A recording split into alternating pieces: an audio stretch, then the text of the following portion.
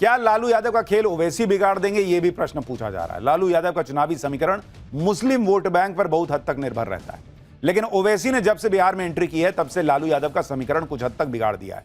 ओवैसी और लालू के बीच मुस्लिम वोटों की लड़ाई अब तेज हो रही है। दरअसल लालू के बेटे तेजस्वी यादव ने एक इंटरव्यू में ओवैसी को एक्सट्रीमिस्ट यानी चरमपंथी कह दिया था। इसी से बढ़ के ओवैसी ने तेजस्वी को ऐसा घेरा कि आरजेडी के खेमे में सन्नाटा पसर गया। सुनिए तेजस्वी ने क्या कहा था, फिर बताऊंगा ओवैसी ने आरजेडी को के धागे कैसे खोल दिए। असदुद्दीन ओवैसी का भी मैं सवाल कर दूं, क्योंकि जब आप कह रहे हैं कि सेक्युलर फोर्सेस साथ हों, तो वो उन्होंने तो सबसे कहा बार बार कि हमने तो बहुत खत लिखे, हमने कहा कि वो हमको ले लें। एक्सट्रीमिस्ट की कोई जगह नहीं है। आप उनको एक्सट्रीमिस्ट कह रहे हैं ऑन द रेकॉर्ड? हाँ, एक्सट्रीमिस्ट की कोई जगह नहीं। ओवैसी सीमांचल में खुद को मुसलमानों के सबसे बड़े लीडर के तौर पर पेश कर रहे हैं। ऐसे में तेजस्वी के बयान को ओवैसी ने मुसलमानों से जोड़ दिया। ओवैसी ने कहा कि तेजस्वी ने पूरे सीमांचल का अपमान किया है।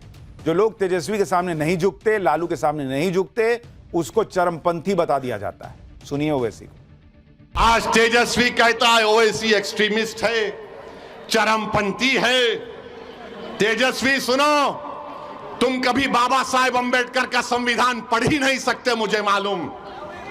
याद रखो तेजस्वी, तुम मुझे चरमपंथी आतंकवादी कहकर तुमने कोचा दामन और सीमांचल की जनता की तौहीन की है। तुमने हैदराबाद, तेलंगाना, महाराष्ट्र, उत्तर प्रदेश की जनता की तौहीन की है। तुम्हारी यह जहनियत है कि जो तुम्हारे सामने नहीं झुकता, जो तुम्हारे सामने नहीं बिकता, जो तुम्हारे बाप से नहीं डरता, तुम उसको चरमपंथी कहते हो। मेरे अजीज दोस्तों और बुजुर्गों, ये सोच उस शख्स की है जो बिहार का मुख्यमंत्री बनना चाहता है। क्यों मुख्यमंत्री बनना चाहता है? 15 साल परिवार को मिले, मुख्यमंत्री बनेगा सीमांचल का बेटा इंशाअल्लाह। तुम लिख के रख लो तेजस्वी, मैं हैदराबाद से जरूर आया हूं और आता रहूंगा। सीमांचल का बेटा मुख्यमंत्री बनेगा, तुम नहीं बनोगे, ना बनने देंगे इंशाअल्लाह ताला। भाई ओवैसी तो ताल ठोक के कह रहे हैं कि तेजस्वी को सीएम नहीं बनने देंगे। ओवैसी ने तेजस्वी को चेतावनी देते हुए कहा कि सियासत उनके खून में है। ओवैसी ने कहा कि तेजस्वी ने बड़ी गलती कर दी है और अब वो लाख कोशिश कर लें, मुख्यमंत्री नहीं बन पाएंगे। ओवैसी का कहना है कि तेजस्वी जैसे नेताओं को तो वो उंगलियों पर खेल लेंगे। हम सियासत को जानते हैं और तुम्हारे जैसे लोगों को तो उंगलियों में खेल लूंगा इंशाअल्लाह ताला। तुम देखते जाओ, तुम मुझे गाली देकर मुझे तकलीफ नहीं पहुंचाए, तुम सीमांचल के हर उस शख्स को जो सीमांचल की नाइंसाफी को खत्म करना चाह रहा, तुम हर उस मां और बहन को तुमने उनका दिल दुखाया जो आज सीमांचल की लड़ाई को अपनी लड़ाई समझते हैं। यानी बिहार में चुनावी लड़ाई तो दिलचस्प हो गई। बिहार का सियासी चैंपियन कौन बनेगा यह तो वक्त तय करेगा। इधर प्रियंका वाड्रा अपने भाई राहुल का साथ देने बिहार में पहुंची। प्रियंका वाड्रा ने सहरसा में रैली की, जहां आज पीएम मोदी ने भी रैली की थी। प्रियंका वाड्रा ने पीएम मोदी पर निशाना साधा। उन्होंने कहा कि पीएम मोदी बात बात पर अपने अपमान का जिक्र करते हैं। इससे अच्छा है कि वो अपमान मंत्रालय ही बना लें जो उनके अपमान का रिकॉर्ड रखे। सुनिए प्रियंका वाड्रा को। एक सुझाव देना चाहती हूँ प्रधानमंत्री जी को, क्योंकि उनका समय जो है बहुत महत्वपूर्ण है इस देश के लिए।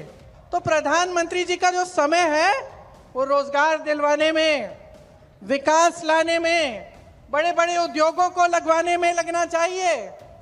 इसीलिए मेरा सुझाव ये है कि वो एक नया मंत्रालय बना दें और उसका नाम रखें अपमान मंत्रालय।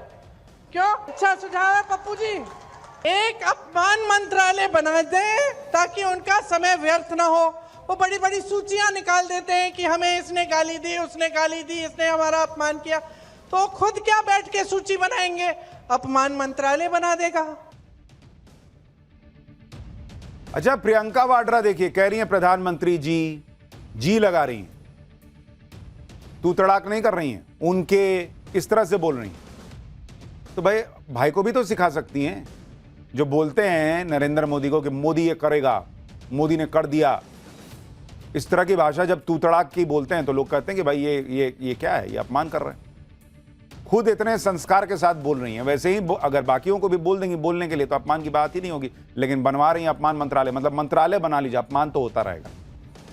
ये नरेंद्र मोदी बनाम गांधी परिवार की लड़ाई है बॉस। लेकिन बिहार में यूपी की वो लड़ाई भी पहुंच गई जिसने योगी आदित्यनाथ और अखिलेश यादव को आमने सामने कर रखा है, और इनके बीच तो आग गोले बरस रहे हैं। यूपी के सीएम योगी आदित्यनाथ बिहार में जमकर प्रचार कर रहे हैं, वहीं समाजवादी पार्टी के अध्यक्ष अखिलेश यादव इंडी गठबंधन की तरफ से प्रचार कर रहे हैं। दोनों के बीच जमकर चुनावी जंग देखने को मिल रही है।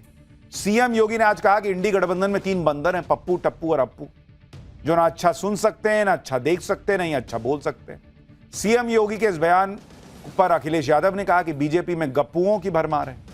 सुनिए क्या ही चल रहा, अप्पू, पप्पू, टप्पू, गप्पू, सुनिए दोनों को। आज इंडी गठबंधन के 3 और बंदर आ गए। ये 3 बंदर पप्पू, टप्पू और अप्पू के नाम पर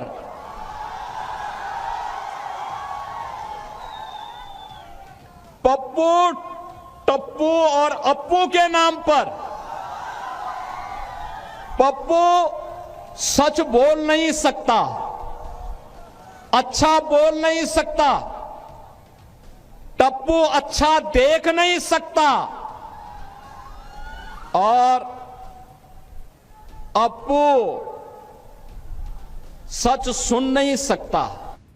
बीजेपी गप्पुओं का मामला है। बीजेपी में गप्पू है, बोले हम चांद पे प्लॉट दिला देंगे, आपको 15 लाख अकाउंट में पहुंचा देंगे, कितने करोड़ नौकरी दे देंगे। ये अमेरिका से ठोकर खाए हुए लोग हैं, अमेरिका इन्हें डरा रहा है, इसलिए चुनाव में इनके नाकामी पर बहस न हो, इसलिए ये इस तरह की लैंग्वेज कर रहे हैं।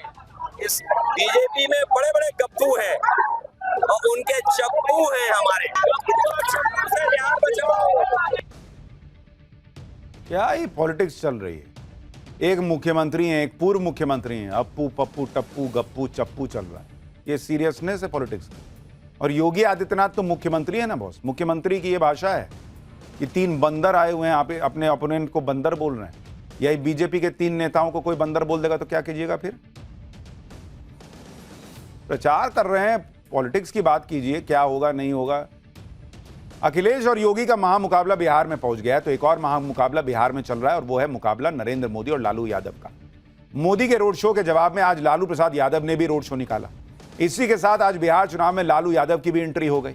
लालू यादव अब तक सेहत की वजह से चुनाव प्रचार नहीं कर रहे थे, लेकिन आज उन्होंने दानापुर में आरजेडी के कैंडिडेट के लिए रोड शो की निकाला।